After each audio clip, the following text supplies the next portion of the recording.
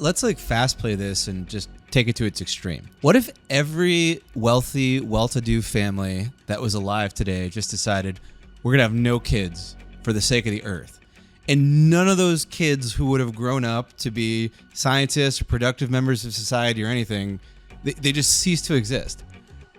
You think the world would be a better place in like 30 years? Like, really? With all those people not existing? So Armand, I heard you think we need to eliminate all the humans from Earth. Kill them all. Wait, hold on. 1 out of every 4, right? So between this 4, who's going? Wait, how many humans do you want to eliminate? Like, are we talking all of them? Like 5%? I'm more with Miley on this. I think. Oh, do you want to hear Miley's quote? Let's Yes, Miley, a professional scientist, millennial spokesperson, and twerker, says, hell of a twerker.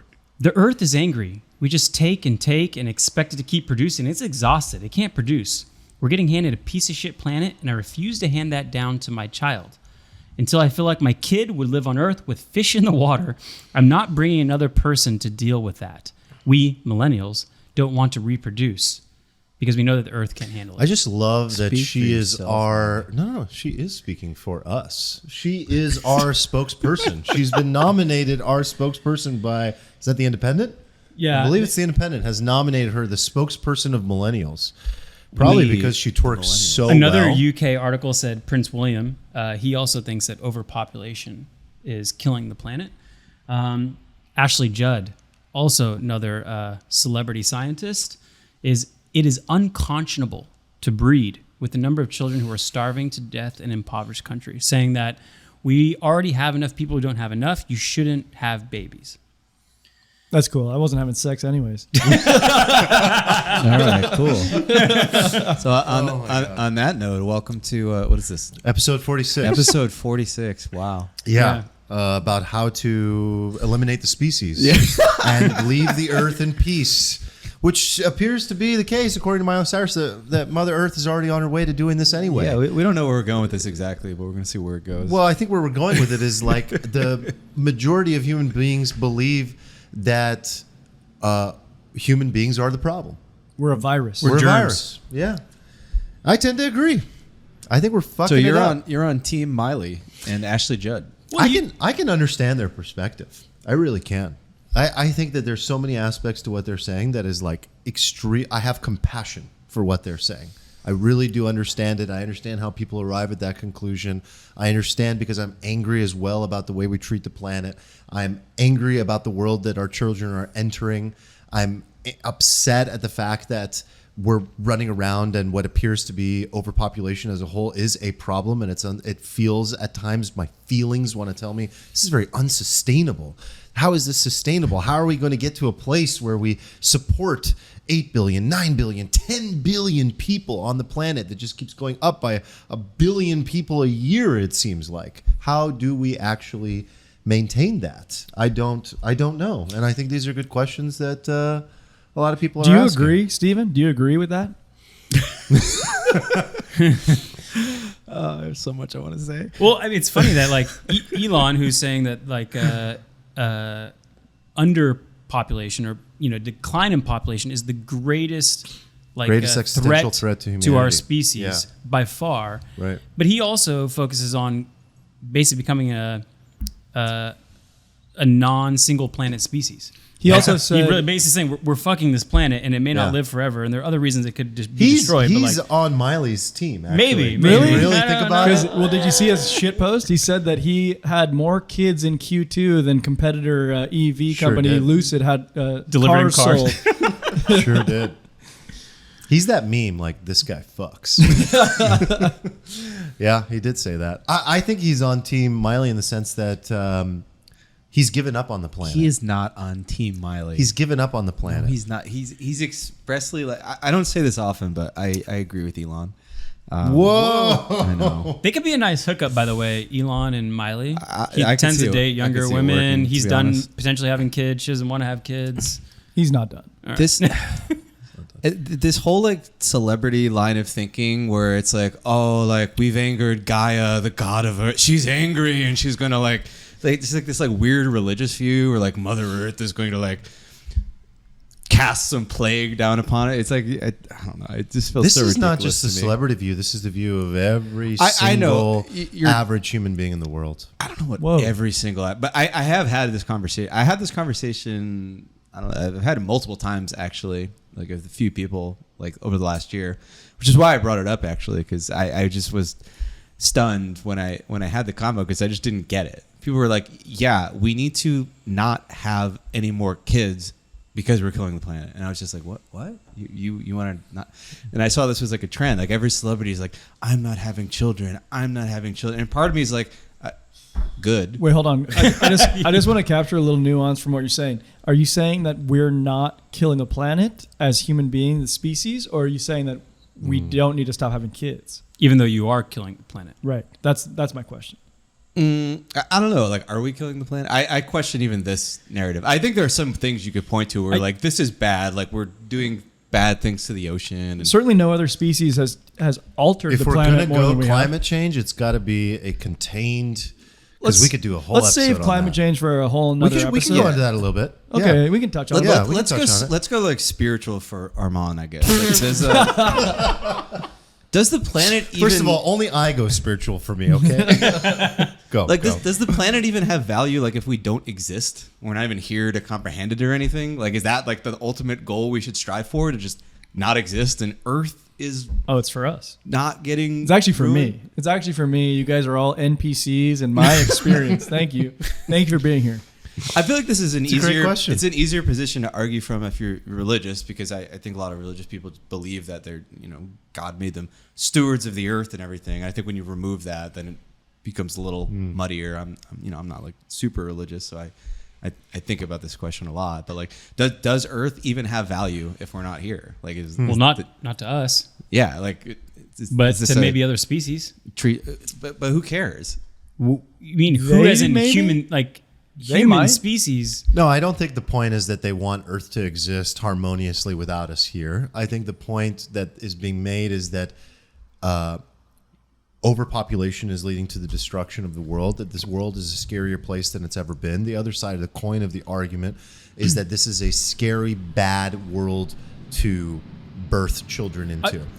That is probably the more there is. I think, is that correct? It's Yeah, like no, I one think it side is correct. Wait, can I world hit on and that what we're point real quick? So I think there are like two sides to this coin here that we can explore. One is that the Earth itself is being destroyed, that human beings are a virus, and that we are causing the destruction of Mother Nature, the oceans, the rainforests, everything. You name it, we're fucking it up.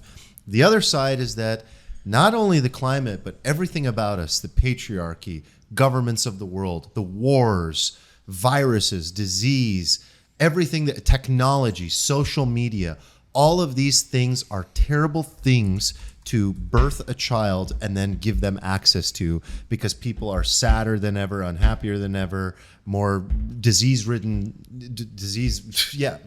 than ever before in so many ways that they never contained before. Testosterone levels down. We talked about this last time. Every time someone is having a kid these days, half of the room is like, congratulations. The other half is like, oh my God, what a time to bring a child into Meaning the like world. it'd be a curse to the child Yes, to even enter yes. the realm of experience. Exactly. Dude, this line of thinking is like, it like blows my mind when people I say can just this. see you cringing even as I'm trying to express it's like the this idea. cringiest thing I've ever heard. Like, oh, Okay. the child you bring into the world. So I'll stop trolling. You start getting real. What is it about this idea that is so cringy? Yeah, the child you bring into the world at like literally the greatest time in humanity for anybody to be ever born, and probably like the greatest place that you have them be born, is like, you're doing the child a favor by having them like never exist in the greatest timeline ever. It's just like so mind-blowingly. It's like peak celebrity to me.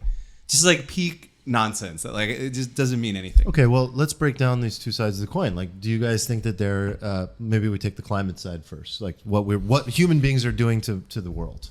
Like, is there anything valid about this? Like, clearly, I think so. We think there is I think so. a very direct correlation. We're having an impact on our environment for sure. Yeah. I think so.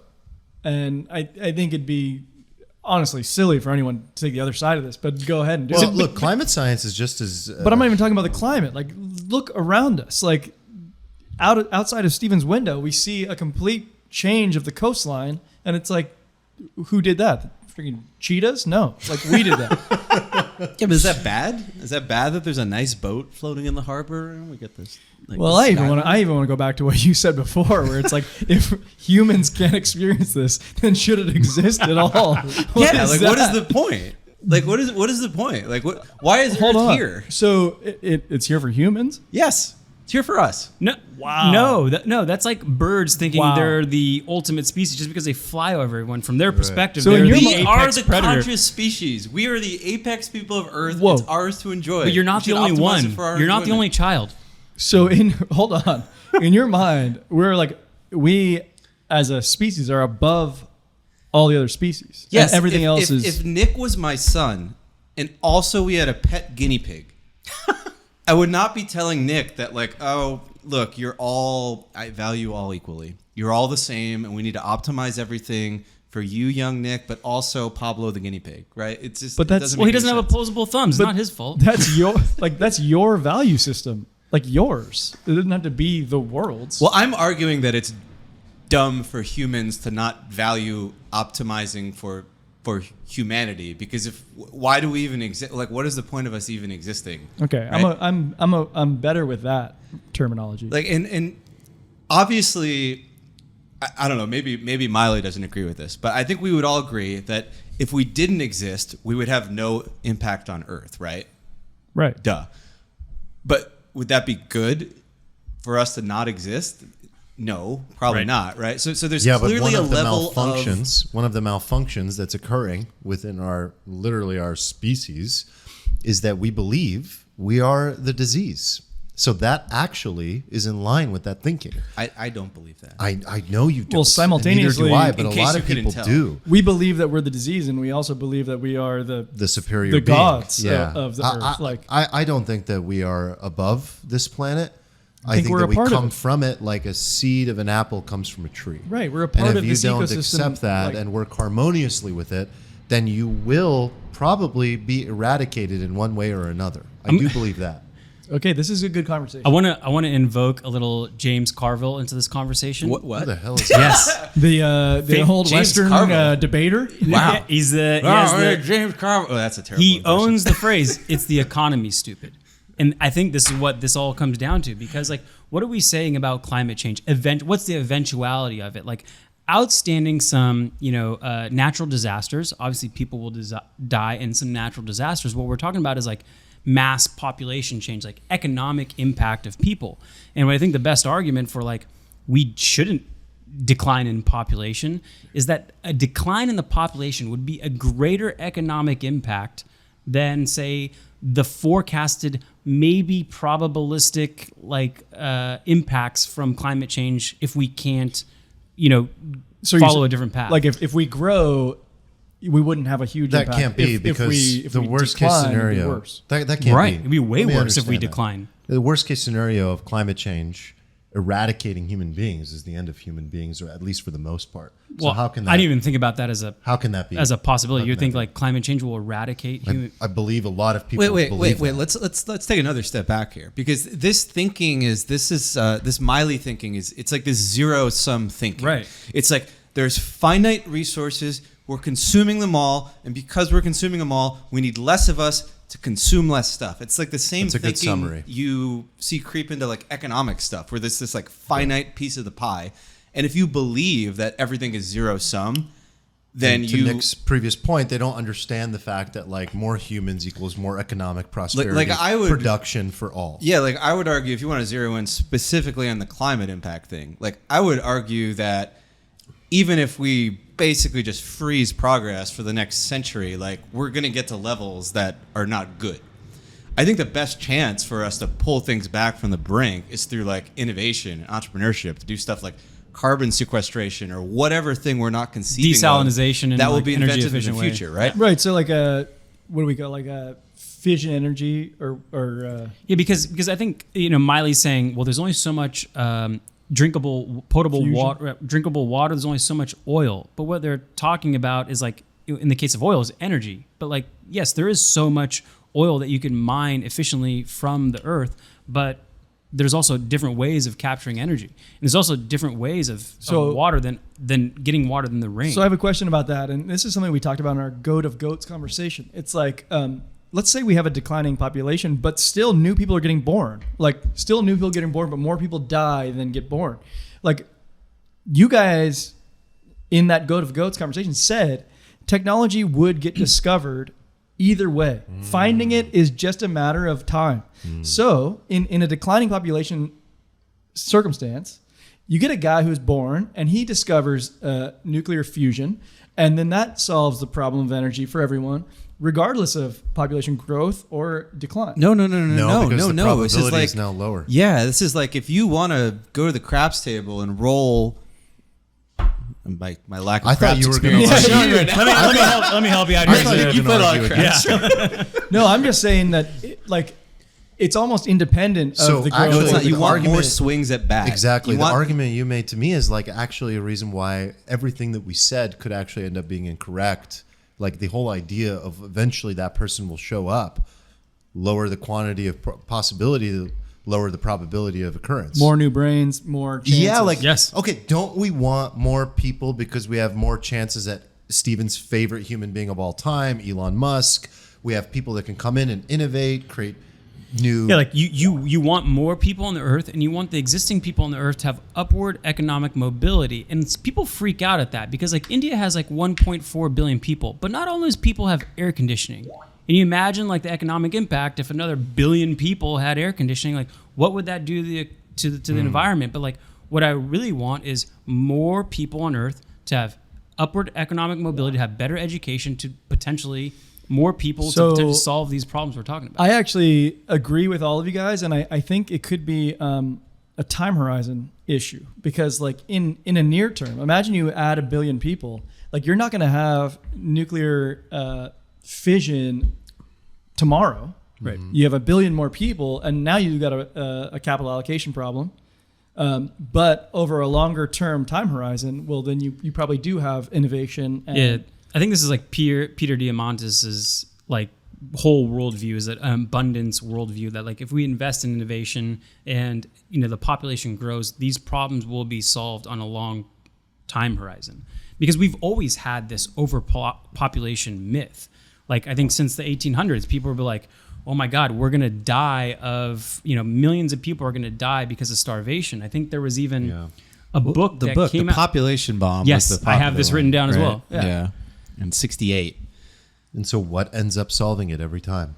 Technology. Technology is always the thing that, and And more people and creates sometimes more it's just possibility. one person, like having that Exactly. one person be born does crazy stuff. Like a good example of this is like the old German chemist. I think we brought him up before. His name Fritz Haber. He's an old German chemist. He invented a process for creating like ammonia from nitrogen gas in like a hyper efficient way. Basically, single-handedly like increase the yield of the entire planet Earth by like orders of magnitude overnight, basically by himself. Now he also went to build nasty chemical weapons and kill millions of people, but that's another story. The point is, if that one guy was not born, well, I don't know. What if that discovery was delayed 20 or 30 years? Like that would have actually, like we would have run into food shortage issues like from that one guy. Yeah. So to emphasize the point of this is overhyped. So in 1800, we had 1 billion people. By 100 years later, 1928, we had 2 billion. By 1960, just whatever that, 80 years ago, we only had really 3 crazy. billion. And in It's really 1968, that book called The Population Bomb, which predicted hundreds of millions of people would starve because of overpopulation. There won't be enough food. And he was predicting that in the 1970s. It didn't come to pass, and now we're at 8 billion. So can I bring up okay, so first of all, that sounds like exponential growth to me, and if you continue on an exponential non-linear path, It's not. Though. No, it asymptotes. Like it well, we finally stopped. Well, so the current, I think this is UN projections. We're at 8 billion now. We'll be 8.5 billion by 2030, 9.7 billion by 2050, and by the year 2100, we'll be just over 10 billion people, close to 10 and a half Okay, billion. so a couple things there. Do you agree that it's important that growth trend starts to stabilize? Because if you continue that growth trend, it probably does get a little difficult to maintain or sustain. If it stayed on an asymmetric, exponential. Well, because he said in curve, 1968 it doubled since So here's 68. That's a- I don't important. want 100 billion people. Here's the Right, nuance yeah. that we typically like to dive into. I don't think it's about total population. It's about dependency ratios. So Agree. And I don't want to stop you, but like I think where you're going with this is like, from my perspective, this ends up becoming like a nature versus nurture conversation in the sense that like someone being born doesn't have the ability necessarily just by the fact that they're born to innovate nuclear fission. Mm-hmm. You need the surrounding environment to be at least somewhat acceptable for that person to be able to thrive, to get to the point where they can contribute to that level. Yeah. So like just adding 100 billion more people that are starving and having a tough time, like that doesn't add That's not productivity. enough. That's why this like strategy by like Miley and the other celebs is even stupider, right? Because if you take a step back and you're like, okay, if we do believe that technological innovation is going to be this like leverage point that like allows us to keep thriving, and we need basically like well-educated, brilliant people to kind of like do that innovation. Who is more likely to be the next Elon? Is it like the son of the royal family who goes to Oxford and has access to the best education and all the money in the world? Or like a random kid who's born into like an Indian slum, right? Like people who are born into these areas, the very areas where all the people are like, we don't want to have children, they are like mathematically, statistically speaking, more likely to be the people who are able to push humanity forward and do this innovation. And these are the very people who are saying, no, we don't want to do that. This is good. Let's go into the psyche of that person a little more. Like, think about the type of person that is of the opinion that the world is a bad place to enter into. Think about the things that they fear, that they're looking at.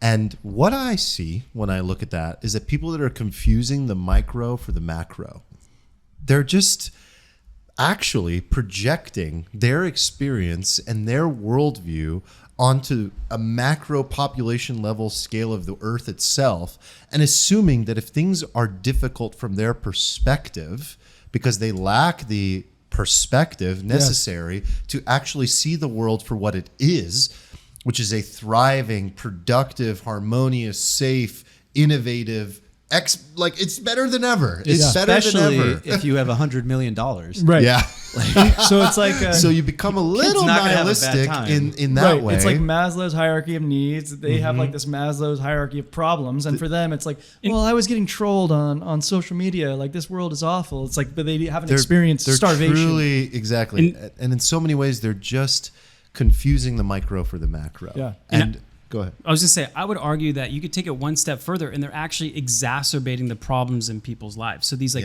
pro-scarcity, let's call them green extremists, right? Like, I think we all think that we should make the environment a better place, but they end up implementing these policies which actually make fast forward the problem. So you can look at the Dutch farmer situation. And like the Netherlands is like a crazy feat of accomplishment. Like, it's a tiny country. I think like they're half the size of Indiana, but they export something like $100 billion of like agriculture. Remarkable. It's remarkable. But there is a cohort in the Netherlands that wants to decrease nitrogen output. And their solution to it, I think they've allocated something like $30 billion to the solution. And like close to $29 billion of it is to buy out these farms to literally decrease the output, decrease the number of livestock, decrease the number of farms in order to get the nitrogen output lower, and then put $1 billion towards innovation. So you have a scenario where like a country on its own has already innovated to push their way beyond their weight in terms of agricultural production, on behalf of the human race. And we have this small cohort of like green extremists. You could even go like as far as state as elitists to say, well, we think this is better for the environment. Now we're going to put this regulation on you, and you just exacerbated the problem. This was done in Sri Lanka too, and they put these regulations on, and How are they doing? starvation and Pretty good, I revolt. hear. So I mean, I'm just kidding. yeah. So I'm just saying, like, you could take a maybe not a token figure like Miley Cyrus, but maybe someone who thinks the same way she does, but's in a political power sphere, and can really wreak way more harm than what overpopulation scenario would look like in the long run. Ironic. Very quickly, very, very quickly. I mean, within years. Let's like fast play this and just take it to its extreme. What if every wealthy, well-to-do family that was alive today just decided we're going to have no kids for the sake of the earth? And none of those kids who would have grown up to be scientists or productive members of society or anything, they just cease to exist.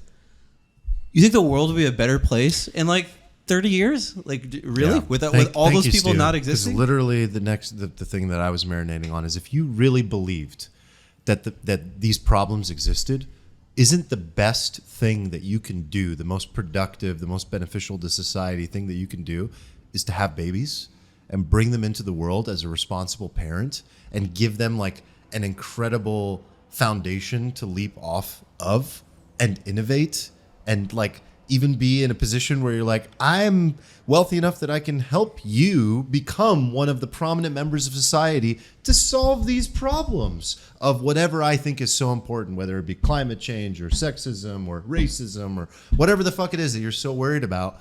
Have some kids. They'll solve it. You'll be gone. They'll make the world a better place. I'm also okay with just them being a little blip on the GDP metric, but also like, maybe they go on to like birth more children and like be like this like lineage of people who, raise children well. Yeah. Doesn't necessarily, every children doesn't have to like become Einstein or one of the goats we talked about. And how sad is it that the most prominent, well-to-do people are having, like what you said is not that wrong. Like that decision has been mostly made already to not have kids by most people that are of like the higher like class of the world already. Like the people that are making the money, driving the innovation, that are busy producing are the ones that are being more cautious about having children. And those of lesser means, they're still, I don't know what the numbers are exactly, but like anecdotally, since we're, very big on anecdotes in our yes. lounge channel, anecdotally, I can tell you, like, they're the ones having the babies, Yeah. So like we are overthinking the whole baby thing. And we see that. We see that in America. We see that in places like Japan. We see that all over the world. Like it's a huge problem. I kind of want to go back to the dependency ratio thing because like, if you think having less babies is going to solve things, like who do you think is going to solve the problems? Like you mentioned like wealthier groups of people, but let's talk about age range. Like who are the most productive working members of society? It tends to be 18 to 65, generally speaking. And so we already have an aging population. So I think right now we're at a dependency ratio of 64%. So that basically means that like for every 2 dependents, that's one people who are under 18 and over 65, for every 2 dependents, we have 3 people working. Just at our current state, by 2060, we'll have 3 dependents for every working person in the age of 18 to 65.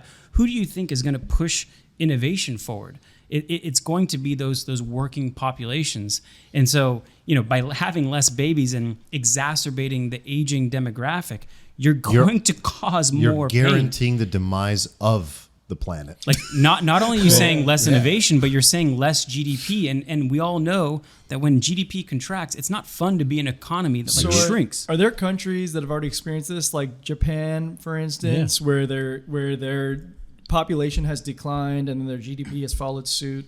Declining, and I think the biggest example that we've maybe mentioned slightly is China. So China has 1.4 billion people, and they're projected. I don't know. I forget what the mark is. Maybe 2100 is. It's earlier. I think it's like 2050 or something. They're projected to have a 50% decrease in their 700 million. population. So from an economic standpoint, they need to double the productivity of every working human being in order to like keep the economy just flat. Sustain GDP. And the U.S. has done that really well. Like we have a hyper financialized ecosystem where like we make money off of our tacit oriented work, which is like thinking and services and things like that, where they are still very much in the production transactional type of work.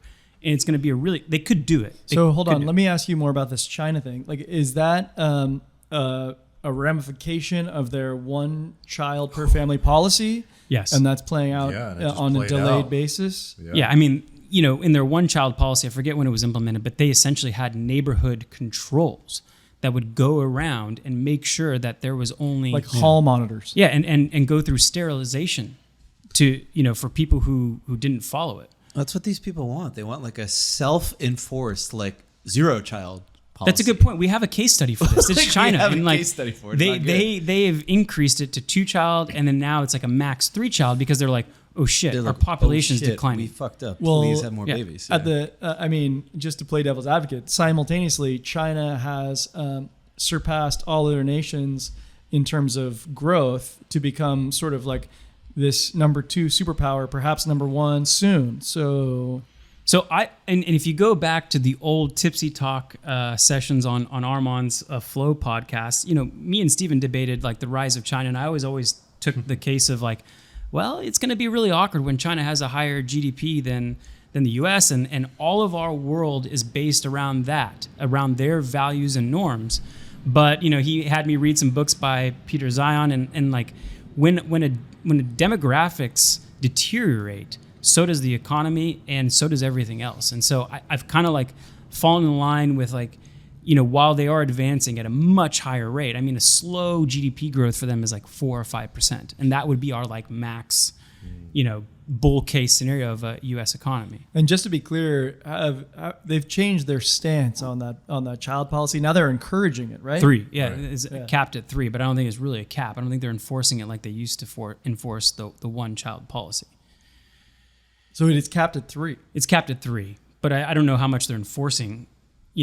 I think they realize that not only do they have like a gender, demographic issue with way more men than women, and they may think of them as like things they could throw out of war. I don't know, say at Taiwan potentially to get rid of all those single working age pretty tinfoily working age males that don't have a mate and probably don't have like a match in China. Pretty tinfoily. But that's true. I think I've come to the appreciation that they are in much more trouble. I'll give you a little fun fact. In 2100, what is the country do you think that will be number 2 in terms of GDP? in terms of population? Wait, I mean India. So India is going they're to gonna be number surpass 1. China Yeah. probably in the next year in terms of population. They will be number 1. Brazil. Brazil is lower. Is number 13. I mean, Indonesia, is that like Indonesia, Indonesia Nigeria. is actually going to decrease. Nigeria will be number 2. Nigeria. Nigeria, currently number 7, 206 million people, is estimated to be 790 million Oh, people. they're making Wow. babies out there. the next superpower? Potentially.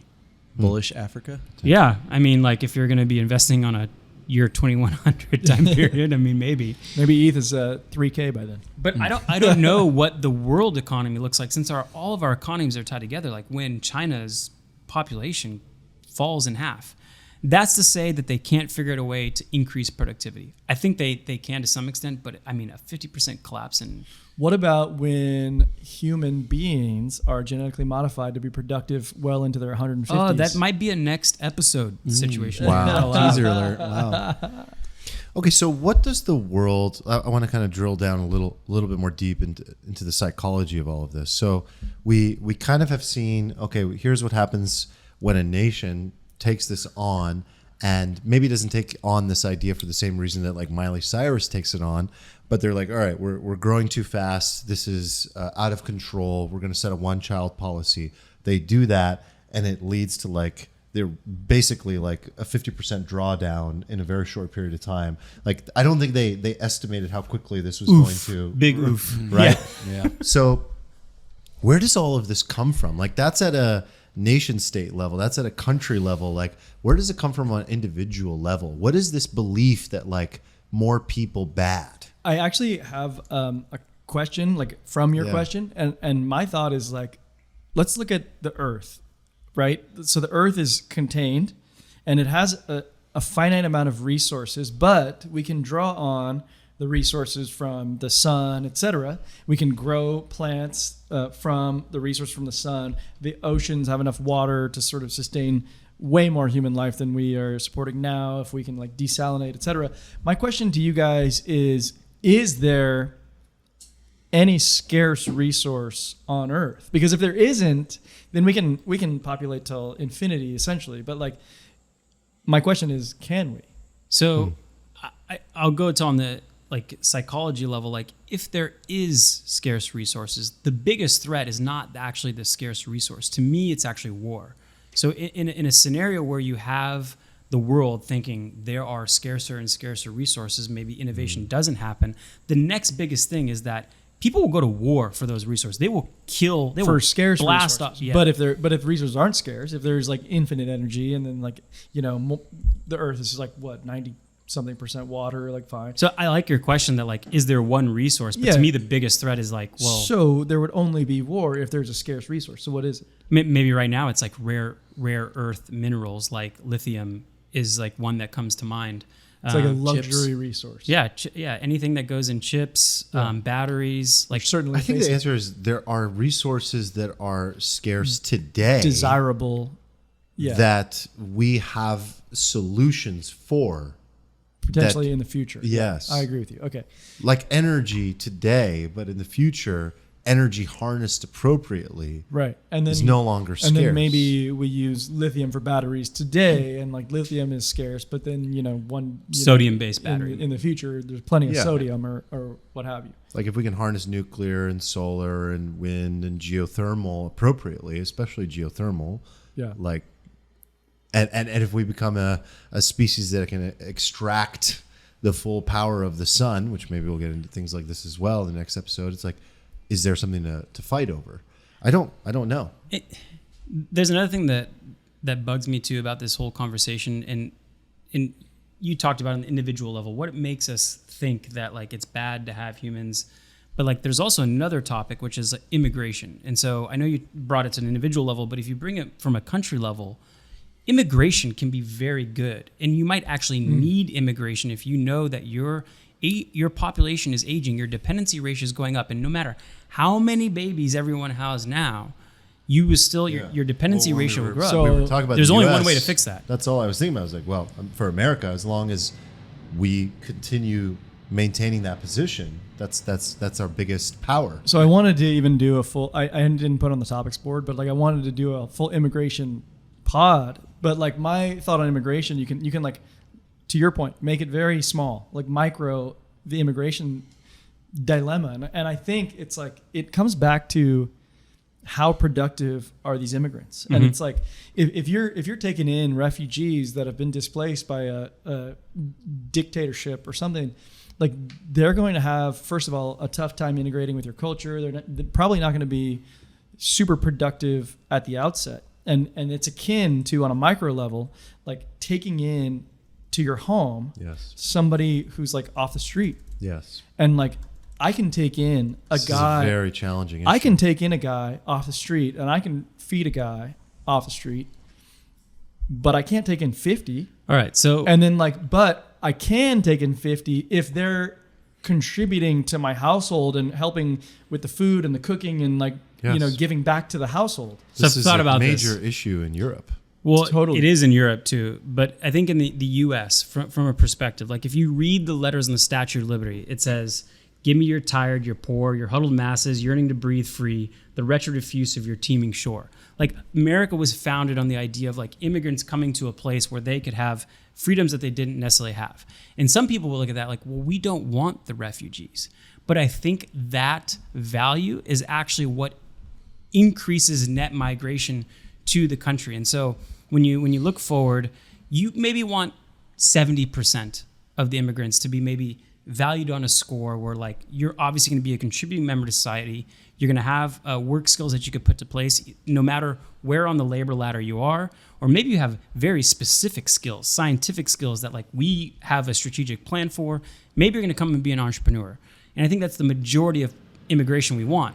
But I still think you do want 20, 30% of refugees because like it actually enforces it, like it draws the other 80, 70% in because we are a country that like brings in those refugees where they can actually find a place and sustain and potentially build a better life for themselves. So I was gonna hold off to do an immigration pod, but I'm gonna just start now. Did I just step into a time warp? Sorry. Like 3 weeks from now. So like the U.S. has benefited from its immigration policy, right? There's like a legal form of immigration, and like your family, my family, probably your family, immigrated. At the end of the day, we all immigrated to the United States at some point, right? Like our ancestors immigrated. And like what you find with immigrants, particularly filtered immigrants on a legal basis, you get sort of the ones who are the ambitious, achieving, sort of like the special versions of the populace from the other nation who make it through the filtration. Of course, to come they're here. choosing you. Why do you Yes. think They're that saying- is? Because like there is risk, there's work, there's courage, all those things like that take someone to be able to make that journey. Precisely. Yeah, and they're looking at the map of the world, saying, "What's the country that I can go achieve and succeed Yes. and have the highest opportunity to achieve it?" Yeah, But like now consider the alternative, which is like you get like a refugee who's displaced. someone who just wants to survive. They're just trying to survive. That has a different ethos. So then the question is, who has the most open door policy? exactly That's And what's happening in Europe. right? And like and that is a completely different Completely different. argument. And it's like, and if I take it back to myself in my home, We did who am I- racism already, but I mean, the racism that exists in Europe, for the most part, like, let's just, okay, I know you don't like individual examples, but like Sure. France, okay? They, Is France the most racist country? no, No, but I it's mean, just- but they can be. No, even my They can be. my nationality, Sweden, has taken in a lot of foreign refugees from the Yes, Middle East, or massively, and from and, Iraq in particular. Yeah, and they look at it and they're saying like, well, we have a socialist economy where we Yes. give our people everything, and now you're trying to just Correct. give us more people that we have to feed, like Yep. using our and don't economic require system. any productivity right, to and like, then. and then they're not the best. They're not coming through the filter. They're Correct. just people that we are Yeah, accepting. they didn't come here with straight A Right. student visa. Right. You know? So, and you get that in Greece, you get that in France, you get that all throughout Europe. In Germany, it's a big problem. You know, they start over time to turn toward them and give them funny looks and make comments. And in France, we have a friend who did like some work there, and he was like, "I'm not treated the same." He's like a brown guy, and he was like, "I'm not treated the same as normal people there that are like." But of he does pure live off French of the descent. he does live off of like some of the government benefits Yeah. of being Well, there you go. someone Sure. who lives there. There you go. And I think that's interesting, and I think that in and of itself, I don't think that's like a. I don't know. I don't think that's like such a bad thing, because I think that we the can thing save that it for an immigration pod. Yeah. But And We the, should. the reason we brought it up is because for the U.S. specifically, in the year 2030, net migration will overtake our natural increase. So like our population, the U.S. population is projected to increase to 2,100. And Right. that's because in 2030, like our natural increase will start declining, and net migration will be the reason we increase. So, Sure, and you would naturally see more migration as the population increases. Period. Like Right.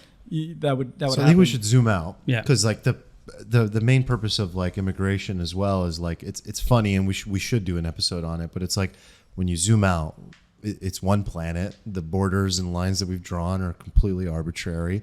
They're based on these like tribes. We went through like a bit of this on the racism episode, and we're very tribal beings. But the most important factor, like the reason the conversation started, is like, is there really a truly good reason to control the population? I'm still not sure, but I'm open to the idea, because the reason I'm open to the idea is that I can understand, I have compassion for some of the ideas that I hear, in that the world is a very troubling place at times from certain people's eyes. It's like not easy to bring a child into that world. And I think that the number one thing that most people fear is like they don't get to this level of complexity in this thinking. Like, let's just kind of keep it real for a minute. Most people walk around going like, the world is scary. I may not even survive because we're all going to nuke each other. Like that is like a common theme, that like humanity is not going to make it. Why would I bother bringing a child into the world? Most people I talk to, you go to a bar, you bring it up, I guarantee you that's one of the things that they would say. We're going to kill each other. the planet's going to kill us or we're going to kill ourselves. To really simplify it, that's the basic thesis of most people. I'm sure Stephen has heard this one before. I can tell from that face. That they're either going to tell you, we're either going to kill ourselves or the planet's going to kill us. And so then they sit there going like, well, what's the point? And so actually, as I even say this out loud, what I realize is that the solution that most people have by not having children is actually a nihilist response to reality, their perceived version of reality. They're like, there's no point. Why should I even bother? It's a deeper malfunction than I actually even realized. Like, I think that's it. It's like they can't see the good in giving and birthing life because there's nothing beautiful to them about it. There's nothing special to them about it. It's like pointless. And I have the complete opposite take. I'm like, life is a fucking miracle. The fact that we're here having this conversation is a miracle. Being alive is a miracle. Every moment of experience is a miracle, whether the environment is a hellhole or not. And it's not. It's not. Because I think we mostly agree that it's better than it ever been. What do you think about that, Stephen? I mean, I agree with that the world is better than it's ever been. I think it's interesting that all of these people who kind of put this point of view out there, it only comes from people who are in like a state of abundance, I think. Like, I've never heard like an impoverished person say this to me. It's always some like elite or elite adjacent type person or like some super environmental hippie, but like who's an environmental hippie in a space where they have the luxury of being able to be an environmental hippie and eschew certain things because there is so much abundance around them that they're not in like this like point of survival, right? So I think it's interesting that that perspective only comes from the people who have more than what they need, right? And only from there do they derive this sense of like humanity as being like this parasitic sort of like negative thing. And I just like don't ascribe to that belief. I think humans are good. I think humanity as a whole is Life good. is good. More people should get to experience it. Isn't it good? It's good. I think it's good. It's great. It's just such fatalistic thinking that is just not grounded in any sense of reality or objective data. I don't understand it. You guys are good. You're good, man. Like more of us should exist. Like more potential for more beautiful, creative. Miley, we think you're good. Come on the podcast to talk about it, or at least Giorgio Tagger in some of these clips, maybe. Fucking Miley. All right, so working title for pod: Humans good, Miley bad. Oof. That could be pretty good. All right. Humans versus Miley. I don't think Miley's bad. It's a little misguided. Maybe Yeah. a take. I like the way she twerks. She'd be very interesting if she were here right now. I think. Yeah, I know better twerkers, but she's pretty good. For a white girl. Actually, my favorite twerkers are white girls. Let's be honest. Okay.